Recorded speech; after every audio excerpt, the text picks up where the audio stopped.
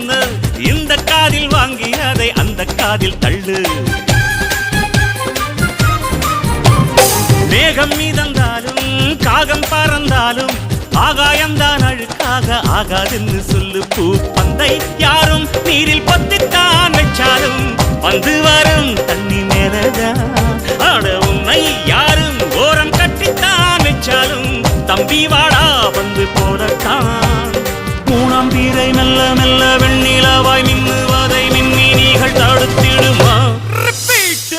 சக்தி எல்லாம் ஒன்று சேர்ந்தாரே சொர்க்கம்